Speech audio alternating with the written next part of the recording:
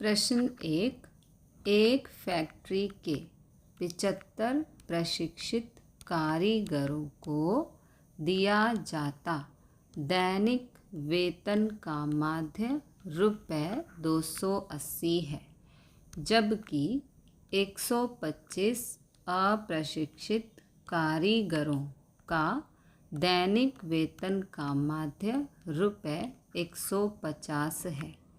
सभी कारीगरों के वेतन का माध्य ज्ञात करो। ओके, तो यहाँ पर हमें दो समूहों की इन्फॉर्मेशन दी गई है, प्रशिक्षित और अप्रशिक्षित। ओके, तो जब हमें दो समूहों की इन्फॉर्मेशन दी गई हो और उस पर से हमें माध्य ज्ञात करना हो, वहाँ पर हम मिश्र माध्य ज्ञात करते हैं। मिश्र माध्य को इंग्लिश में कंबाइंड मीन कहते हैं। ओके, तो सबसे पहले यहाँ समझना ज़रूरी है मिश्र माध्य क्या होता है। सांख्यिकी में मिश्र माध्य कंबाइंड मीन का अर्थ है दो या दो से अधिक अलग अलग समूहों के माध्यों का एक साथ संयोजन करके निकाला गया औसत। ओके, इसका सिंपल सा अर्थ ये है कि जब हमें दो या दो से अधिक समूहों की जानकारी दी गई हो और उस पर से हमें माध्य ज्ञात करना हो, तब हम मिश्र माध्य की विधि से माध्य ज्ञात करते हैं। ओके, तो यहाँ पर प्रशिक्षित कारीगरों की संख्या 75 है, जिसको हम यहाँ पर N1 कहेंगे। N का मतलब है संख्या। ओके, और प्रशिक्षित कारीगरों के लिए माध्य दिया है 280, इसको हम x⁻1 कहेंगे। उसके बाद अप्रशिक्षित कारीगरों की संख्या है 125, इसको हम N2 कहेंगे। और अप्रशिक्षित कारीगरों के लिए माध्य दिया है 150, ये रहा, इसको हम x⁻2 कहेंगे। ओके, तो सभी कारीगरों का वेतन का माध्य अर्थात मिश्र माध्य हमें यहाँ पर फाइंड करना है। तो जब हम मिश्र माध्य फाइंड करते हैं तो इस प्रकार से हमें फॉर्मूला लगाना है। मिश्र माध्य ज्ञात करने का ये है सूत्र। जब हम मिश्र माध्य ज्ञात करते हैं तो हमें यहाँ पर इस प्रकार से सूत्र लिखना है।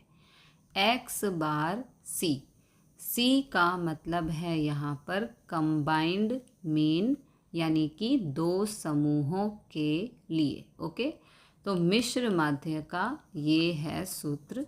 यहाँ पर वैल्यूज़ पुट कर देंगे।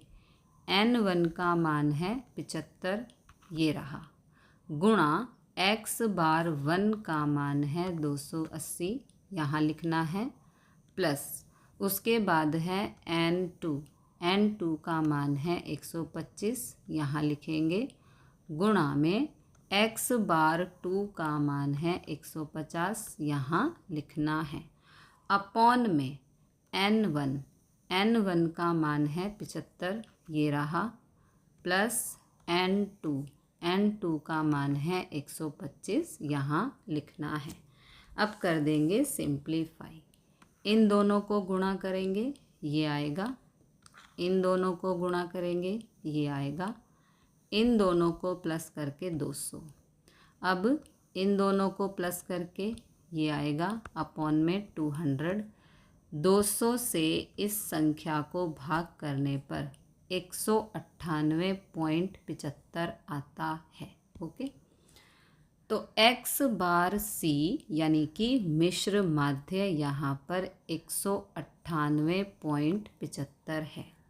सभी कारीगरों के वेतन का माध्य x बार c बराबर 198.75 रुपये है। हमने यहाँ पर मिश्र माध्य ज्ञात किया है। ओके। प्रश्न 2, निम्न सूचना पर से मूल्य आधारित प्रतिशत परिवर्तन का माध्य ज्ञात करो।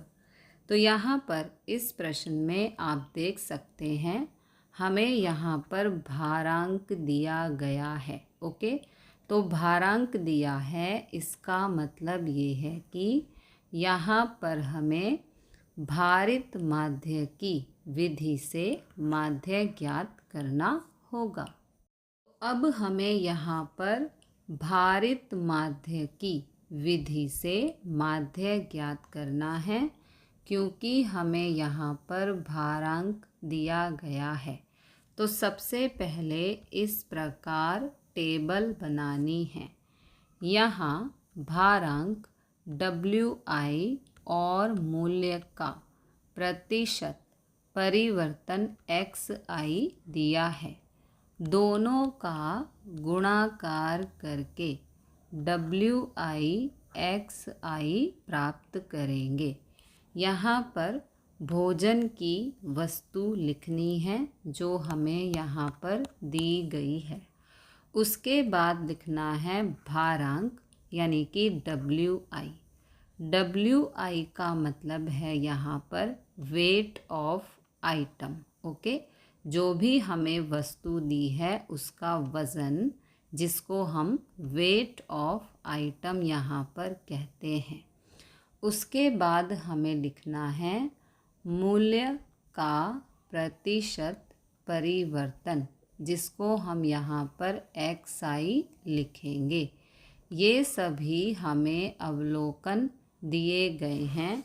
इन सभी का अलग अलग प्रतिशत परिवर्तन यहाँ पर दिया गया है, यानी कि इंडिविजुअली प्रतिशत परिवर्तन दिया गया है, इसलिए यहाँ पर XI लिखना है।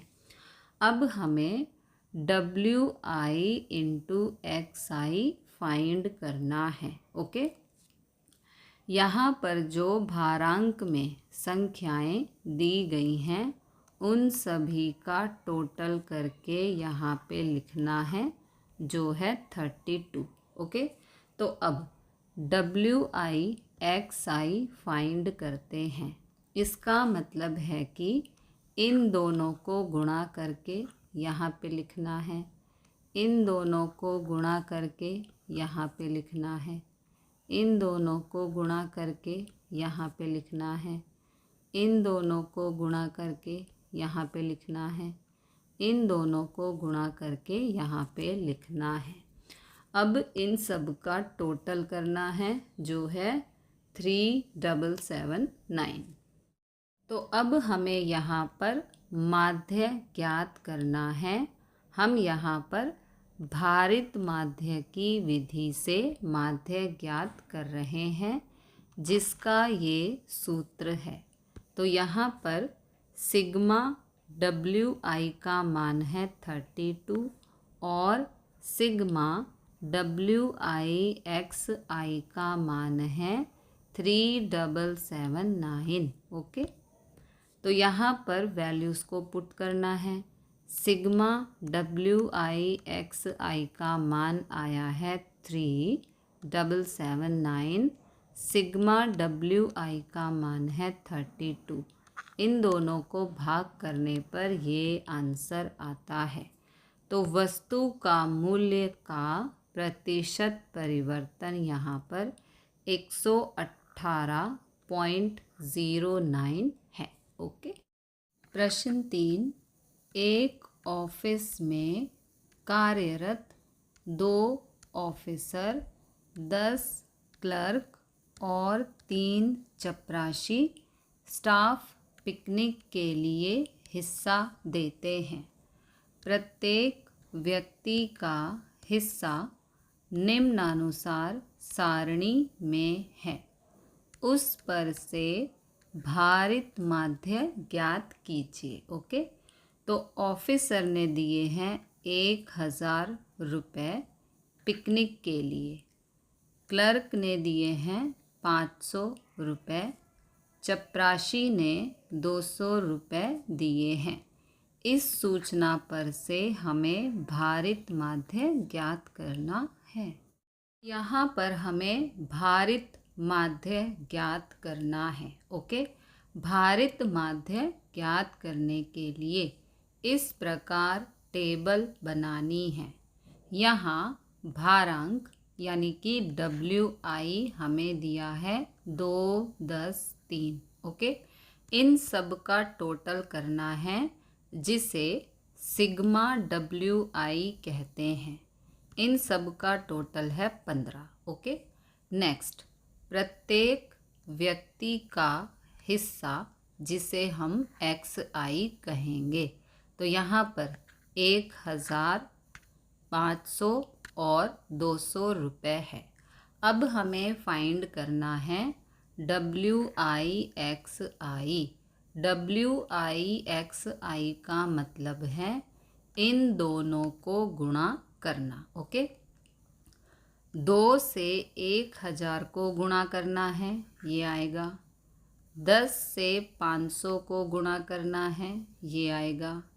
3 से 200 को गुणा करने पर ये आएगा।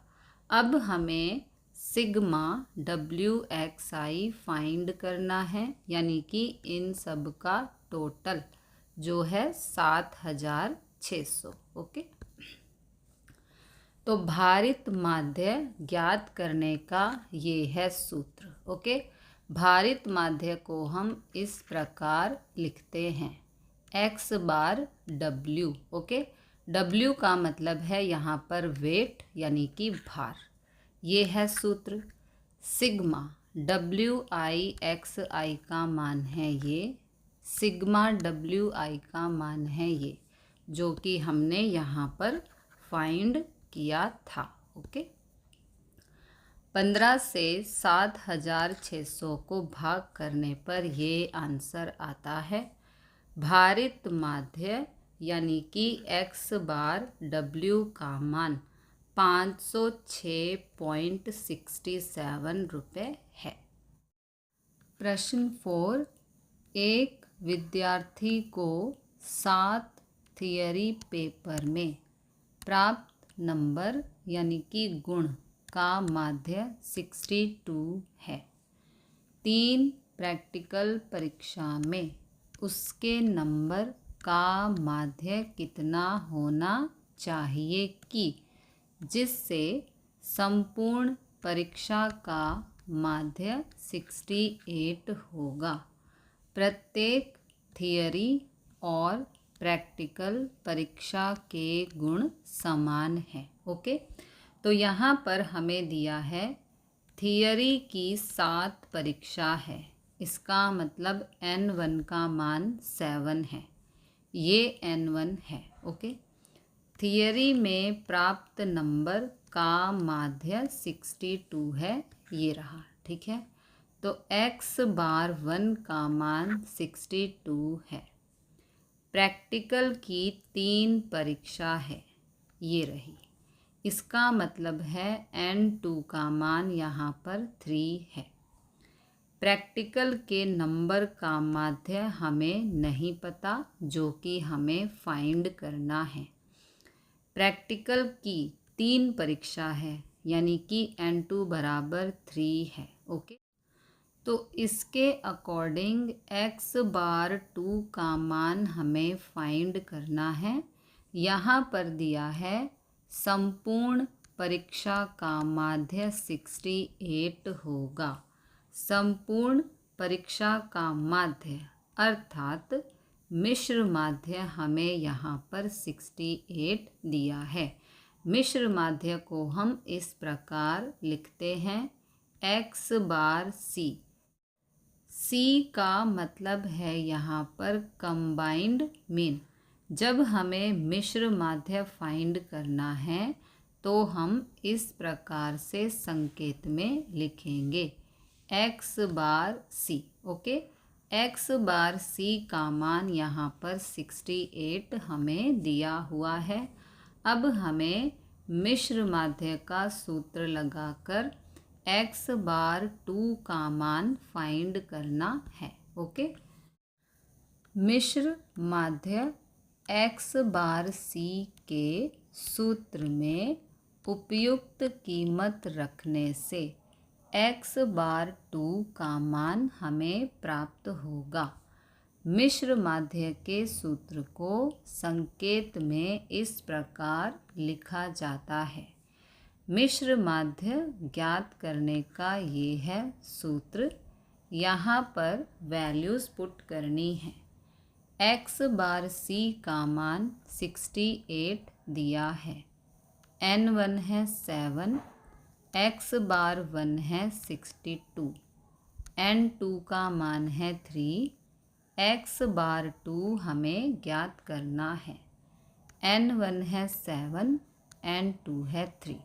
Now simplify. ओके, अब 7 और 3 10 होता है। 10 यहाँ भाग में है, इधर जाएगा तो गुणा हो जाएगा। इन दोनों को गुणा करने पर ये आंसर आता है। ओके, अब इन दोनों को गुणा करने पर ये आंसर आता है 434। यहाँ प्लस का है, इधर आएगा तो माइनस हो जाएगा। 680 में से 434 को माइनस करने पर 246 आता है। अब 3 यहाँ गुणा हो रहा है, इस तरफ जाएगा तो भाग में चला जाएगा। आपको पता ही होगा, जब दो नंबर्स के बीच में कोई निशान ना हो, इसका मतलब वे गुणा हो रहे हैं। तो 3 यहाँ पर गुणा हो रहा है, इस तरफ जाएगा तो भाग हो जाएगा। 3 से 246 को भाग करने पर 82 आता है। इसका मतलब x बार 2 का मान 82 है। प्रैक्टिकल की परीक्षा में प्राप्त नंबर का माध्य 82 नंबर है।